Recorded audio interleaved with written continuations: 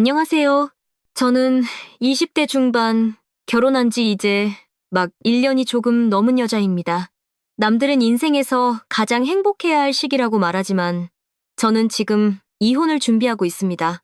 짧은 결혼 생활을 정리하고 새로운 시작을 앞두고 있어요. 결혼 생활의 파탄은 전적으로 시댁, 그리고 남편이었던 그 사람 때문이었습니다. 이제부터 제가 겪었던 기가 막힌 이야기들을 자세히 들려드릴 테니 부디 제 이야기에 귀 기울여 주시고 저와 함께 그들의 뻔뻔함에 분노해 주시길 바랍니다. 아이고, 사부인. 제가 얼마나 복이 많은지 몰라요. 이렇게 야무진 며느리를 봤으니 말이에요. 그런데 요즘 젊은 애들은 저희 때랑은 참 다른 것 같아요. 그렇죠? 저희 때는 시집 오면 남편 뒷바라지하고 어른들 공경하는 게 당연했는데 우리 민지가 아직 어려서 그런가 아니면 공부에 너무 욕심이 많아서 그런가 가끔은 우리 준호가 고생하는 것 같아 마음이 쓰일 때가 있어요. 사부인께서 옆에서 잘 타일러 주세요. 여자는 너무 똑똑해도 팔자가 세다는 말이 있잖아요. 엄마, 그게 무슨 말이야. 장모님, 저희 엄마는 그냥 민지가 공부 열심히 하는 모습이 대견하다는 뜻이에요. 하하, 엄마, 장모님 오해하시게 말씀을 왜 그렇게 하세요? 어머머, 사부인, 제가 또 말실수를 했나 보네요. 아이고, 저는 그냥 우리 민지가 워낙 자기 일에 열심이라 가끔은 남편 될 사람 생각도 좀 해주면 좋겠다는 그런 뜻이었어요. 아휴, 제가 표현이 서툴러서 그래요. 절대 나쁜 뜻은 아니랍니다. 아시죠? 네, 그럼요. 압니다. 워낙 아드님을 애지중지 키우셔서 그러시겠죠. 저희 민지가 부족한 점이 있다면 저희가 잘 가르치겠습니다. 오해 안 하니 걱정 마세요. 시댁과의 관계는 처음부터 순탄치만은 않았습니다. 특히 시어머님은 아들에 대한 자부심이 대단하셨고 제가 아직 학생 신분으로 학업을 이어가는 것에 대해 은근한 불만을 가지고 계셨습니다. 양가 식사 자리에서 종종 저런 식으로 제 상황을 빗대어 말씀하시며 신경전을 벌이곤 하셨죠. 남편은 자기 어머니를 말리는 신용을 했지만 저는 그냥 가만히 있었습니다. 먼저 시비를 걸어온 것은 시어머니였으니까요. 하지만 저희 엄마도 만만치 않으셨죠. 저희 친정엄마의 차분하지만 날카로운 대응에 시어머님은 늘 얼굴만 붉히고 말문을 닫으시곤 했습니다. 이기지도 못할 싸움을 왜 자꾸 거시는지 이해할 수 없었지만 아마도 나는 이렇게 훌륭한 아들을 키워낸 엄마다 라는 자부심을 확인받고 싶으셨던 모양입니다. 아유, 이걸 어쩌면 좋으냐. 정말 미치겠네. 어디서 들려오는 한숨 소리냐고요? 바로 본인 아들이 최고라고 늘 자랑하시던 시어머님의 깊은 한숨 소리였습니다. 시아버님이 무리한 투자로 큰 손실을 보게 되면서 집안 전체가 휘청거리기 시작한 것입니다. 정확한 내막은 저희에게 자세히 알려주지 않았지만 투자 실패로 인해 생긴 빚과 당장 해결해야 할 자금 문제로 시댁은 발등에 불이 떨어진 상황이었습니다. 우리 예쁜 며느라가 잘 지내니? 우리 민지가 준호랑 결혼해줘서 내가 얼마나 든든한지 몰라. 너는 우리 집안에 들어온 복덩이야. 복덩이. 알지? 그나저나 주말에 시간 좀 괜찮니? 같이 밥이나 먹자. 내가 맛있는 거 사줄게. 누가 며느리 사랑은 시아버지랬니? 요즘은 며느리 사랑은 시어머니지. 꼭 시간 내줘야 한다. 갑자기 걸려온 시어머님의 다정한 전화에 저는 당황스러움을 감출 수 없었습니다. 결혼 후 단 한 번도 들어본 적 없는 칭찬과 애정 표현이 쏟아졌기 때문입니다. 평소 시어머님은 제게 우리 집에 시집 온 걸 감사하게 생각해야 한다고 말씀하시던 분이었습니다. 그런 분의 갑작스러운 태도 변화는 분명 무슨 이유가 있을 거라는 불안감을 안겨주었죠. 너는 말이다. 우리 준호한테 정말 잘해야 해. 알지? 우리 준호가 어떤 아들이냐. 나중에 내가 눈 감으면 재산이며 뭐며 다 누구한테 가겠어? 우리 준호한테 가는 거야. 그러니까 너는 인생 제대로 잡은 거지? 호호호. 내가 살아있을 때 잘 보여야 너한테도 좋은 거다. 알겠니? 이것이 시어머님이 평소 입에 달고 살던 말이었습니다. 그렇게 자신만만하시던 분이 갑자기 저 자세로 나오니 당황스러울 수밖에 없었습니다. 그렇게 불안한 마음을 아는 채 주말을 맞이했죠. 시어머님과 단둘이 만난 식사 자리에서 저는 시모의 속내를 직접 듣게 되었습니다. 예상대로 돈이 필요하다는 이야기였습니다. 호호호. 너도 알다시피 우리 집안이 어디 가서 꿀릴 집안 아니고 네 시아버지가 잠시 실수를 하신 거지 능력이 없는 분이 아니잖니? 금방 다시 일어설 수 있으니까 아주 잠깐만, 정말 잠깐만 도와주면 되거든. 내가 체면이 있지. 사돈댁에 직접 찾아가서 이런저런 사정 설명하며 돈 빌려달라기가 좀 그렇지 않겠니? 그러니까 네가 중간에서 말씀 좀 잘 드려봐라. 어머니, 그건 좀 어려울 것 같아요. 차라리 필요하시면 제가 금융권 대출 상품을 좀 알아볼게요. 요즘 사업자나 개인 대상으로 좋은 조건 상품도 많거든요. 아니, 대출 상품 좋은 거 누가 모르니? 은행 돈 빌리면 결국 이자가 나가는 거 아니냐? 아이고, 그래. 결국 너희 친정에 손 벌리기 싫다 이거지? 너 그러는 거 아니야. 너 며느리로서 점수 확 깎였다. 마이너스야. 나중에 나한테 서운하다고 하지 마라. 잠깐 쓰고 갚겠다는 시어머님의 말을 믿고 빌려드릴 수도 있었겠죠. 하지만 그건 시어머님에 대한 최소한의 신뢰가 남아있을 때나 가능한 일입니다. 저는 이미 결혼 준비 과정에서 시댁의 신뢰를 잃었거든요. 처음에는 시댁에서 신혼집을 해주겠다고 큰 소리 쳤었어요. 저희가 신혼부부 대출을 알아보겠다고 했는데 아들 체면에 대출 끼고 집 구했다고 말하기 싫다며 본인들만 믿으라고 하셨죠. 하지만 계약 날짜가 다가오도록 계약금은 감감무소식이었고 결국 제가 모아둔 돈으로 계약금을 치렀습니다. 잔금 역시 치르겠다 말만 하시고 결국 저희 친정 부모님이 해결해 주셨습니다. 그런 전적이 있는데 제가 어떻게 시어머님의 금방 갚겠다는 말을 믿을 수 있겠어요? 하지만 포기를 모르는 시어머님은 결국 남편을 데리고 저희 친정까지 찾아가셨습니다. 엄마, 아빠 저 왔어요. 오빠네는 아직이에요? 어느 주말 저 혼자 친정에 방문한 날이었습니다. 그런데 현관문을 열고 들어서자 익숙한 신발 두 켤레가 놓여 있었고 거실에서는 분명 회사 일로 바쁘다던 남편과 시어머님의 목소리가 들려져. 호호호. 아이고 사돈, 가족이라는 게 뭐 별거겠어요? 이렇게 힘들 때 서로 의지하고 도움 주고받고 그게 진짜 가족 아니겠어요? 저희가 보통 인연으로 맺어진 사이인가요? 우리 귀한 자식들 덕분에 이렇게 가족이 된 건데 이게 보통 인연이냐고요. 정말 잠깐만 쓰고 바로 돌려드릴게요. 제 성격 아시잖아요? 약속은 칼같이 지키는 거 설마 떼어먹겠어요? 장인어른, 장모님, 저희 어머니라서 드리는 말씀이 아니라 정말 아버지 사업 금방 다시 일어설 수 있습니다. 제가 옆에서 봤는데 정말 가능성이 보여요. 그러니까 이번 한 번만 좀 도와주십시오. 사돈, 안 사돈. 우리 이렇게 한번 생각을 해보자고요. 만약에 제가 여기서 완전히 주저앉잖아요? 그러면 우리 준호한테 물려줄 것 하나 없어지는 거고 제가 빈털터리가 되면 갈 곳이 어디겠어요? 결국 우리 아들 집 아니겠어요? 그럼 그 고생은 누가 하겠어요? 결국 민지가 하는 거예요. 귀하게 키운 따님이 시집와서 고생하면 우리 사돈 안 사돈 마음이 얼마나 안 좋으시겠어요. 당신 지금 여기서 뭐 하는 거야? 어머니, 지금 여기서 뭐 하시는 거예요? 듣다 보니 정말 기가 막혀서 말이 나오지 않았습니다. 시모와 주말에 그날리를 친 후에 남편한테 신신당부했었어요. 혹시라도 어머님이 당신한테 연락해서 처가에 돈 빌리라고 압박하면 절대 안 된다고 하라고 신신당부했었죠. 그때 남편은 알겠다며 제 마음을 충분히 이해한다고까지 말했습니다. 그랬던 사람이 저에게는 거짓말까지 하고 시어머님과 함께 저희 친정에 와서 협박이나 다름없는 말로 부모님께 돈 이야기를 하고 있다니 배신감에 온몸이 떨렸습니다. 저를 발견한 남편과 시어머님도 당황한 기색이 역력했습니다. 제가 뭔가 말을 하려던 순간 친정엄마가 저를 조용히 방으로 데리고 들어가셨습니다. 아휴, 너는 제발 그 성격 좀 죽여. 엄마 아빠가 다 알아서 할 테니까 네가 나서서 언성 높이지 마. 알았어? 우리가 알아서 할 테니까 괜히 나서지 말라고. 돈은 빌려주더라도 너희 아빠가 차용증은 확실하게 받을 거라고 했어.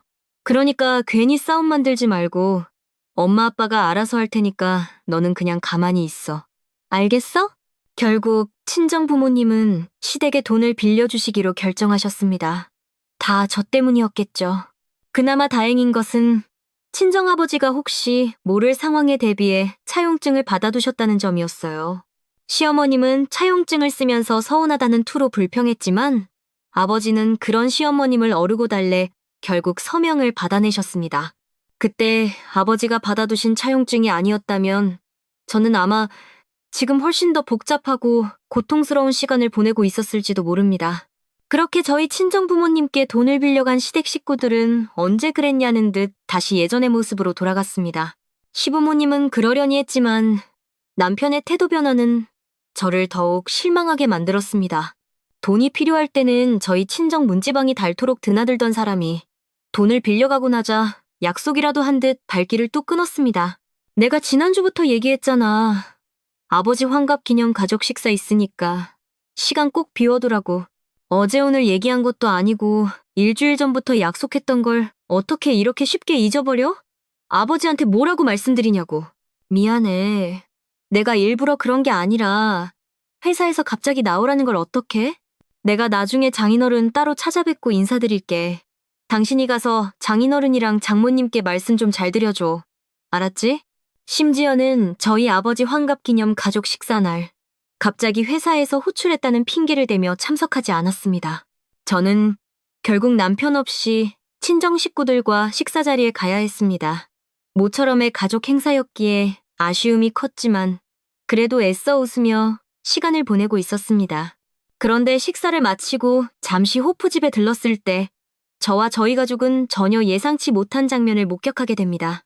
오늘 완전 날인데? 제대로 한번 달려보자. 인생 뭐 있냐? 즐기면서 사는 거지. 위하여. 창가 쪽 테이블에서 유난히 시끄러운 소리가 들려왔습니다. 다들 기분이 좋은 듯 목소리가 컸고 특히 한 남자가 분위기를 주도하며 계속해서 건배사를 외치고 있었습니다. 너무 소란스러워 무심코 그쪽을 쳐다봤는데 세상에 건배사를 외치며 가장 신나게 웃고 떠들던 사람이 바로 제 남편이었습니다. 제 시선이 꽂힌 것을 본 친정 식구들도 저의 시선을 따라 고개를 돌렸고 그렇게 저희는 카페 한가운데서 남편과 정면으로 마주하게 되었습니다. 자, 장모님, 여보, 과장님이 부르셨다는 게 여기야? 당신은 회의 준비를 친구들이랑 술 마시면서 하나 봐? 창밖으로 마주한 남편은 대학 동기들로 보이는 친구들과 함께 시끌벅적하게 술을 마시고 있었습니다. 심지어 몇몇은 저도 안면이 있는 친구들이었죠. 친정 부모님의 표정은 순식간에 굳어졌고 함께 계셨던 친척분들은 이게 무슨 상황인가 싶어 웅성거리기 시작했습니다. 저는 그대로 남편을 끌고 밖으로 나왔습니다.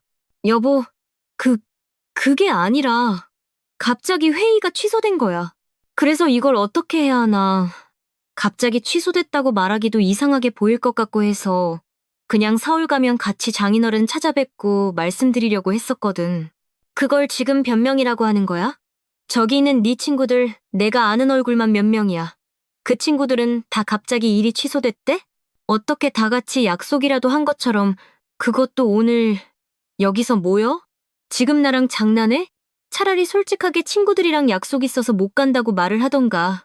아버지 환갑이시라고 얼마나 기다리셨는데. 당신 정말 너무한다.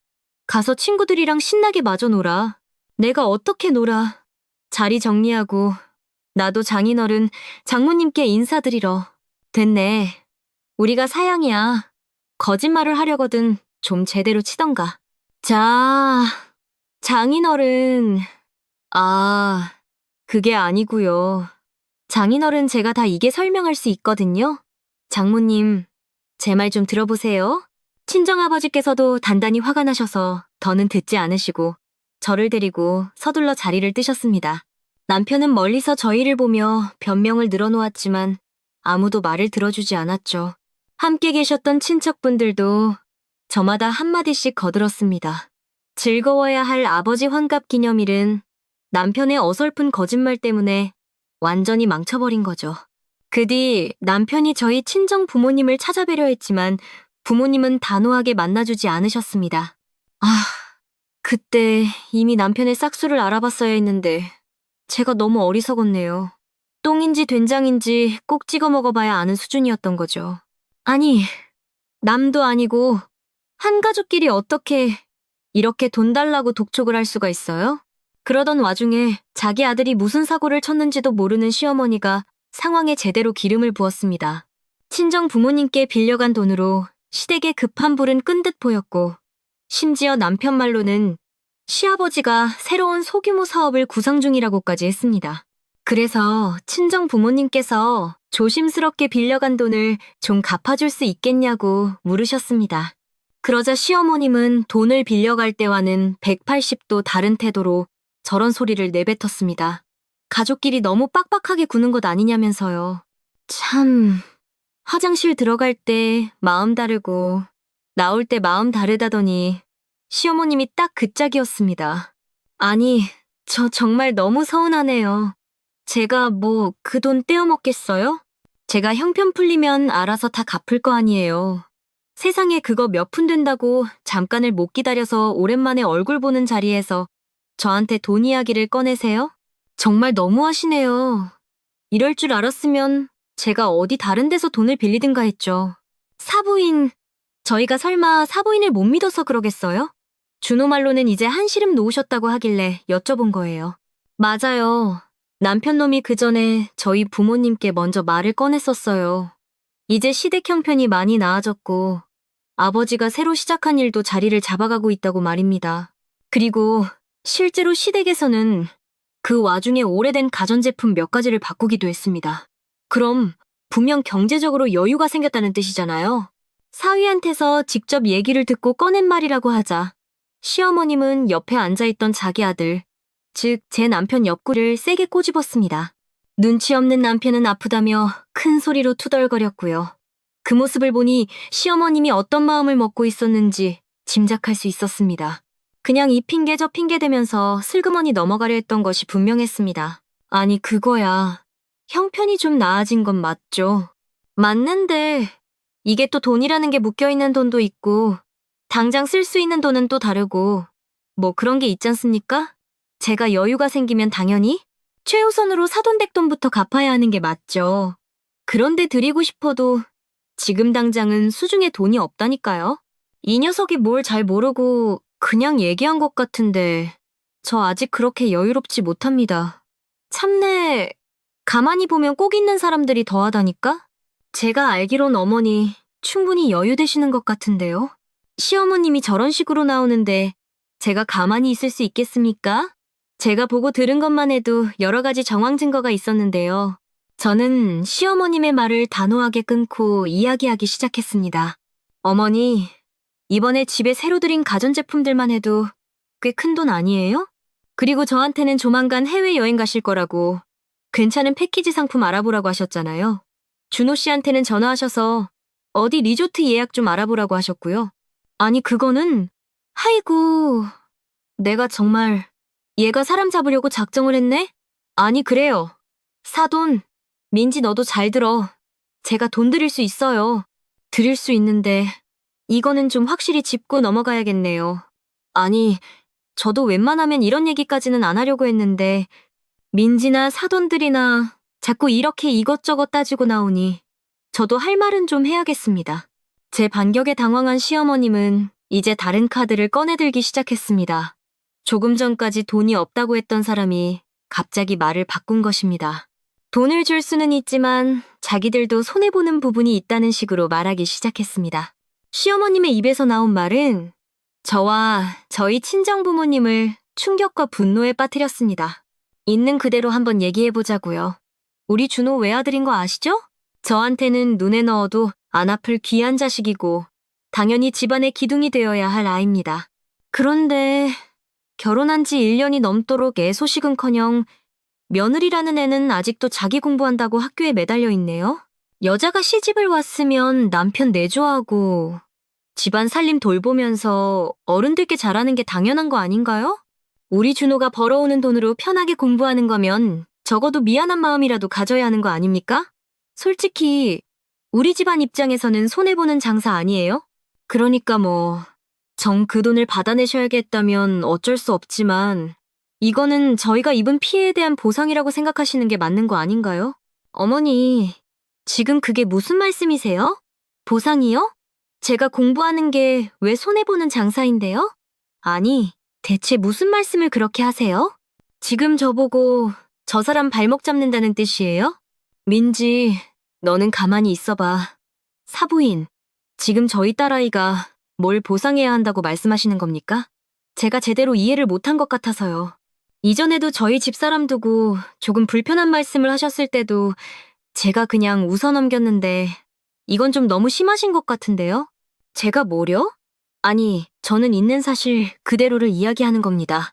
뭐, 그쪽에는 아들, 딸 다 있고 이미 손주까지 보셨으니 제 심정을 모르시나 본데 제 입장에서는 우리 귀한 아들 앞길 막는 며느리 때문에 속이 터지는 게 당연한 거 아닙니까? 여러분이 듣기에는 어떠신가요? 시어머님이라는 분이 제정신으로 하는 말처럼 들리시나요?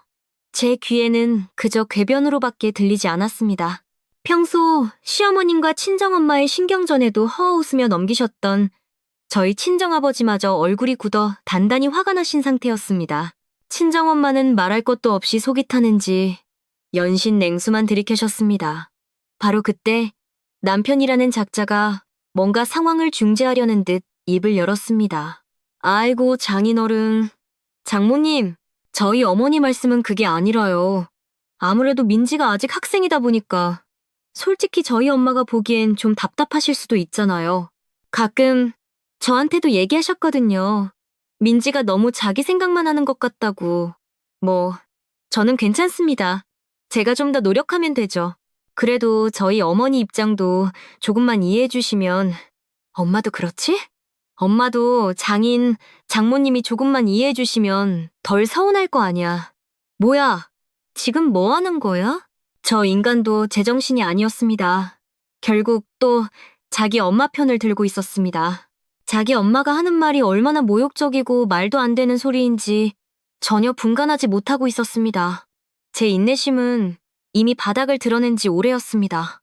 저는 그 자리에서 벌떡 일어나 제 앞에 놓여있던 물컵을 그대로 남편 얼굴에 뿌려버렸습니다. 제 돌발적인 행동에 저희 친정 부모님은 물론이고 시어머니 그리고 물을 뒤집어 쓴 남편까지 모두 놀라 그 자리에는 잠시 정적이 흘렀습니다. 이해? 제정신이야? 뭘 이해해달라고? 당신 미쳤어? 그래. 그럼 당신 엄마가 이것도 이해해 주시면 나도 우리 엄마 아빠한테 당신 엄마랑 당신이 하는 헛소리 이해해달라고 부탁해볼게. 그럼 됐지? 어머니, 똑똑히 보세요. 제가 지금 이렇게 하는 거, 이것도 이해해 주실래요? 이렇게요. 어머머, 너 지금 내 아들한테 무슨 짓이야? 어머머, 세상에, 준호야, 얘 옷에 반찬 다 튀었네. 어머머, 아들 눈 따가우니까 뜨지 마. 어머머, 엄마, 물 좀 줘봐. 야, 김민지, 너 진짜 미쳤어? 저는 물컵을 뿌리는 것에 그치지 않고 어디 한번 당신네 엄마가 이해하나 보자 는 말을 외치며 상위에 있던 나물 반찬 그릇을 들어 남편을 향해 던져버렸습니다.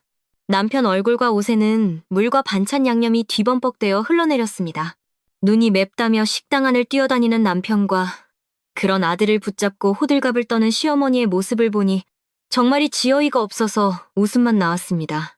저희 친정 부모님은 어떻게 하셨냐고요? 두 분 다 아무 말 없이 그저 상황을 지켜보고만 계셨습니다. 저는 이미 남편이 자기 엄마 편을 드는 순간 이 사람과의 이혼을 결심했습니다. 그렇기에 저런 과감한 행동을 할 수 있었던 것이겠죠. 남편이 겨우 진정하고 자리에 앉아 시어머님은 분노에 차 고래고래 소리를 질러대기 시작했습니다. 너 이혼당하고 싶어서 환장했어? 이혼당하고 싶어서 지금 이러는 거냐고? 아니, 자식 교육을 어떻게 시켰길래 딸려니 지금 심히 아들한테 이따위 짓을 해? 당신들 말이야. 자식 교육을 어떻게 시킨 거냐고?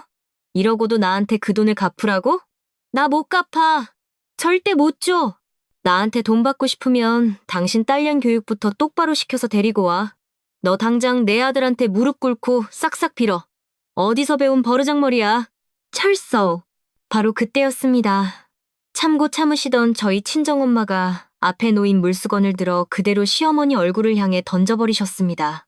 우리야말로 당신이랑 당신 아들이 우리한테 무릎 꿇고 싹싹 빌어도 시원찮을 판이야. 우리 딸이 뭐가 어째? 공부하는 게 우리 아들 앞길 막는 거라고? 다 망해가는 당신 내 사정 딱 해서 도와줬더니 이제 와서 뭐가 어째? 이혼? 그래, 이혼해. 우리야말로 당신 같은 집구석에 더는 우리 귀한 딸 못 보내지. 당장 이혼시켜. 알겠어. 내 딸이 싫다고 해도 내가 나서서 이혼시킬 거야. 알아들어? 걱정 마세요, 엄마. 제가 할 거예요, 이혼. 당신, 내가 조만간 이혼 소장 보낼 테니까 그런 줄 알아. 알겠어? 그리고 당신, 당장 나가서 내 집에서 당신 짐 전부 챙겨서 꺼져. 알겠어? 내가 집에 들어갔는데 당신 물건 하나라도 보인다. 당신 그림자라도 보인다. 그럼 너는 진짜 그날로 끝장이야. 명심해. 일단 이건 무조건 가압류부터 걸어서 통장이고 뭐고 돈줄을 막아버려야 해. 그래야 압박을 느끼지. 그 다음에는 새로 시작했다는 사업체까지 법적으로 압박을 가해야지. 민지, 네가 그 자식 앞길을 막는다고? 너는 만나도 어떻게 저런 인간을 만나가지고. 아, 진짜 속상하다. 됐어. 그런 얘기는 그만해. 민지라고 저런 인간인 줄 알고 만났겠냐? 그 자식도 그 자식인데. 그 엄마라는 여자가 아주, 아이고, 부모가 자식을 어떻게 키웠길래 애가 저 모양이냐. 참내, 나는 거기서 준호가, 아니, 그 자식이 자기 엄마 입장을 이해해달라고 말할 줄은 꿈에도 생각 못했다. 나는 그 여자보다 그 자식이 더 괘씸해. 아주 그냥, 남편과 시어머니는 아주 제대로 임자를 만난 셈이었습니다. 저희 오빠와 올케 언니 모두 단단히 화가 났기 때문이었죠. 특히 올케 언니는 성격이 저와 비슷한 면이 있어서 마치 자기 일처럼 분노하며 저를 적극적으로 돕겠다고 나섰습니다. 자기가 밤을 새워서라도 완벽한 소송 서류를 준비해서 제가 모든 것을 받아낼 수 있도록 해주겠다고 선언했죠. 그렇게 저희 가족이 한마음으로 똘똘 뭉쳐 이혼 소송과 채권 회수를 위한 서류 준비를 시작한 지 얼마 지나지 않아 시어머니가 다급하게 저희 친정으로 찾아왔습니다. 아마도 통장 가압류 통지서를 받은 모양이었습니다. 아니, 통장까지 이렇게 다 막아버리면 저희는 지금 뭘 어떻게 하라는 거예요? 아니, 해도 정말 너무하시네. 정말, 그래도 한때 가족이었던 사람들끼리 어떻게 이렇게까지 할 수가 있어요? 사람들, 정말 너무하네. 정말, 뭐가 너무해요? 그쪽이야말로 우리 딸한테 했던 말과 행동을 생각해보세요. 그리고 그쪽이 먼저 그날 식당에서 그랬잖아요. 어디 한번 마음대로 해보라고. 우리는 그쪽한테 무릎 꿇고 빌 생각 추호도 없고 우리가 사과할 이유도 전혀 없어요. 왜요? 그때는 그렇게 큰 소리 떵떵 치더니 막상 가압류 되니까 정신이 좀 드나 보죠? 뭐하러 이렇게 힘들게 찾아와서 하소연이에요? 이럴 필요 없이 그냥 빌려간 돈 갚으면 다 끝나는 거 아니에요? 왜 여기까지 와서 힘을 빼세요? 이제 더 이상 사돈관계도 아니겠다. 저희 친정엄마는 조금도 참지 않으셨습니다. 그동안 쌓였던 울분을 터트리듯 시어머니였던 그 여자에게 조목조목 따져 물으며 몰아세웠습니다. 결국 시어머님은 저희 오빠 앞에서 언제까지 돈을 갚겠다는 지불각서를 쓰고 나서야 돌아갈 수 있었습니다. 그리고 실제로 그 돈을 약속한 기한 안에 모두 갚더군요. 정말 어이가 없죠? 충분히 갚을 능력이 있었으면서도 어떻게든 안 갚고 넘어가려고 했던 속셈이 너무나 뻔히 보였습니다. 참, 마지막까지 대단한 인간이었습니다. 그리고 다음 차례는 누구였을까요? 네, 맞습니다. 바로 제 전 남편이었던 그 인간이 남아있었죠. 저는 올케 언니의 헌신적인 도움 덕분에 그 인간으로부터 위자료를 받아낼 수 있었습니다. 재산 분할은 아쉽게도 짧은 결혼기간 때문에 법적으로 피할 수는 없었습니다. 하지만 결과적으로는 만족합니다. 왜냐고요? 그 인간이 가져간 재산이라고는 제가 결혼할 때 해간 혼수품 정도의 가치밖에 되지 않았거든요. 모든 법적 절차는 저에게 유리하고 이득이 되는 방향으로 마무리되었습니다. 자, 정신없이 휘몰아쳤던 제 짧은 결혼 생활과 이혼 이야기는 여기서 끝입니다. 어떤가요? 정말 정신없을 만하죠? 그 과정에서 얼마나 마음고생이 심했는지 살도 많이 빠지고 힘들었습니다. 그래도 저는 지금의 결과에 만족합니다. 여러분도 제 이야기가 속 시원하게 느껴지셨나요?